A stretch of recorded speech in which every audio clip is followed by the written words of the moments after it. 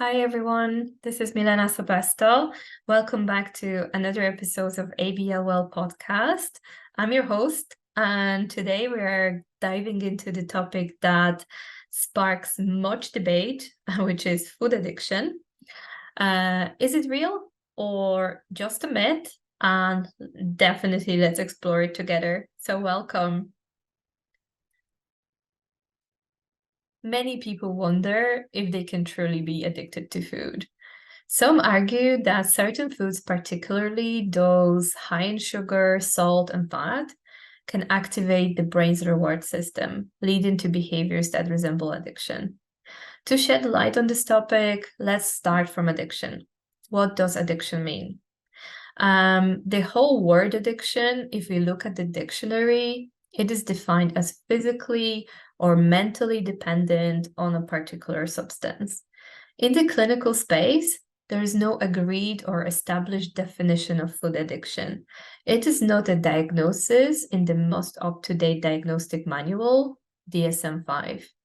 There is a section in the DSM-5 titled Substance-Related and Addictive Disorders, but this only includes gambling. In fact, overeating, per the clinical definition, was specifically left out of this section due to insufficient evidence. The scale that most researchers use to quantify food addiction is based on substance use disorder criteria.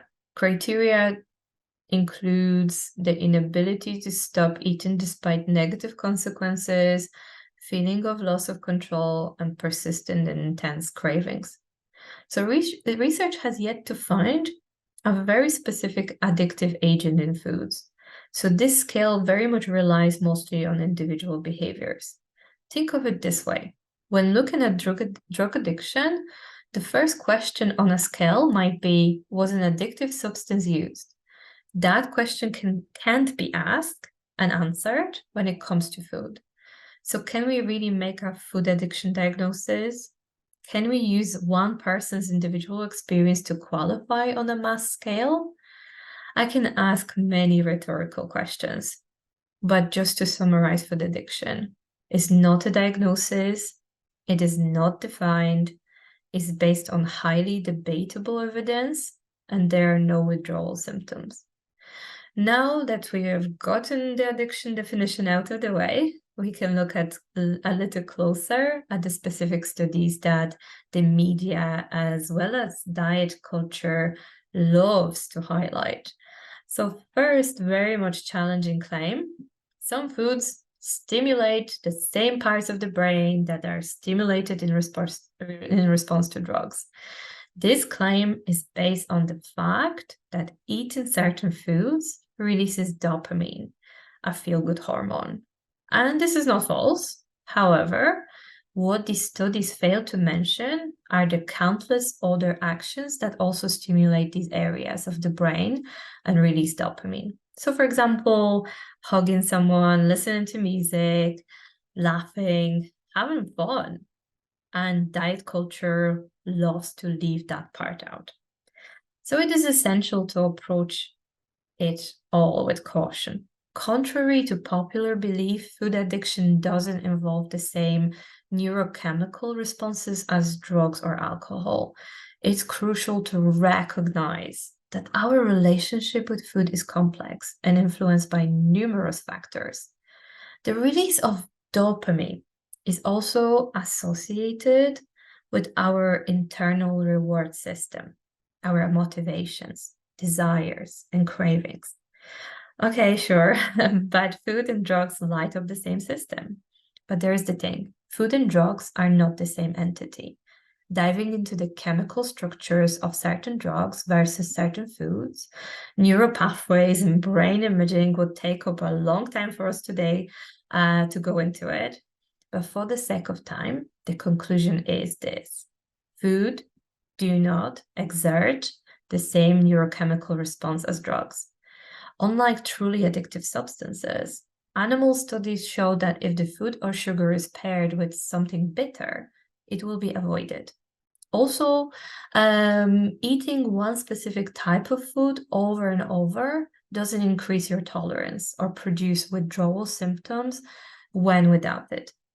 So is seeking pleasure from food and experiencing feeling of reward the same as true addiction? The evidence points out to no. Let's look at another claim. So when given sugar, rats exhibited addictive out-of-control behaviors. So behaviors noted were compulsive, binge-like eating episodes. As with the previous claim, this leaves out one major factor. Before the rats were fed sugar, they were deprived of it. If you're having a very much kind of eureka moment going off in your head right now, I'm there with you, and it's really disappointing. So what happens when we restrict a certain food? We want it a lot more. So restriction makes food both more attractive and more delicious, leading to that feeling of losing control. So when the body becomes uncertain of the next time it will be fed, it fuels feelings of intense cravings and obsessive food thoughts. If this reaction didn't happen, we wouldn't exist. The response that happens after restriction is biological. This response evolved in order for us to survive. We need food to keep living life. It makes sense. Then that in response to restriction, our bodies go into overdrive to make sure we are fed. So restriction is really driving that kind of need to have it more. No single study, animal or human, controls for restriction. Some of this sounds like a lot like binge eating disorder because, of course, we live in a fat-phobic society. When you dive into the food addiction research, you will find fat phobia there too.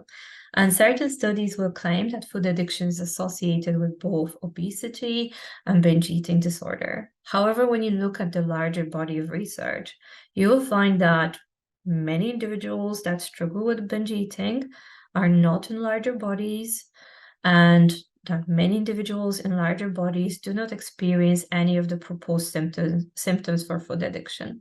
Again, we see the immense impact of restriction and deprivation as it relates to these so-called addiction behaviors. So despite the demonization of sugar, researchers have not been able to pinpoint any specific addictive component of sugar. And because humans typically don't eat a spoonful of sugar in isolation, they also cannot pinpoint sugar as the culprit for addiction-like response. Maybe you have experienced feeling out of control with sugar. Maybe it's also something you try to restrict from your diet.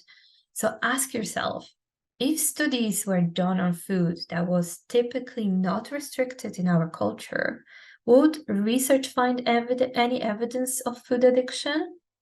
And remember that animal research shows that when rats were not sugar restricted, they did not produce any addiction response to sugar. So they have not been craving it. They have not been obsessed about it.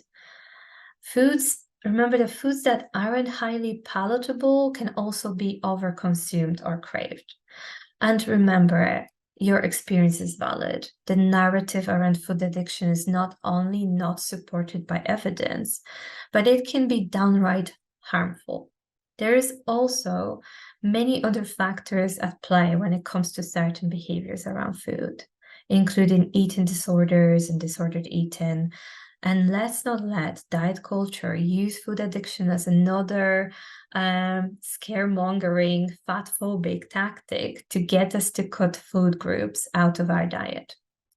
I remember food holds significant cultural, emotional, and social value in our lives. We eat to celebrate, to bond with loved ones, and satisfy our hunger.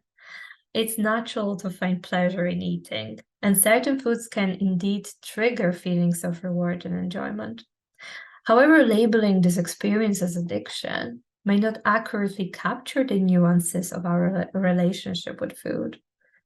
Addiction typically involves a loss of control and compulsive behaviors leading to negative consequences in various aspects of life.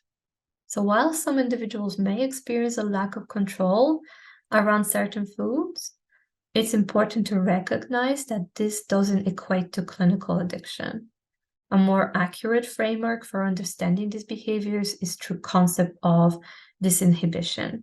Disinhibition refers to the temporary relinquishment of control over eating, often due to external triggers like dieting, restriction, or emotional distress.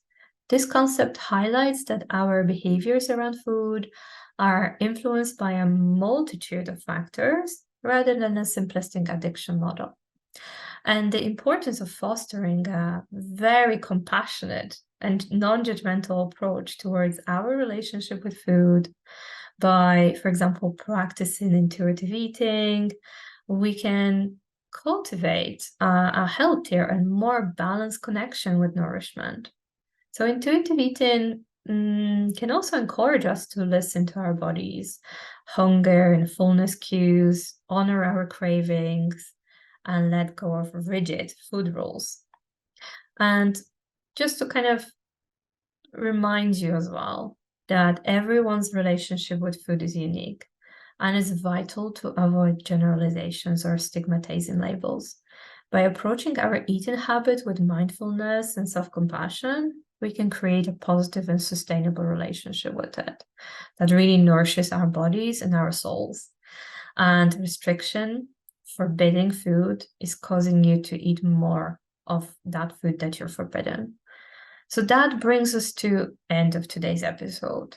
I hope this exploration of food addiction has proved you with some valuable insights and a fresh perspective on our complex relationship with food. As always, thank you for joining me on this mindful journey. If you have any questions or topics you'd like us to explore in future episodes, please reach out to us on social media. Until next time, very much stay mindful, stay curious, and keep nourishing your body and mind. Thank you.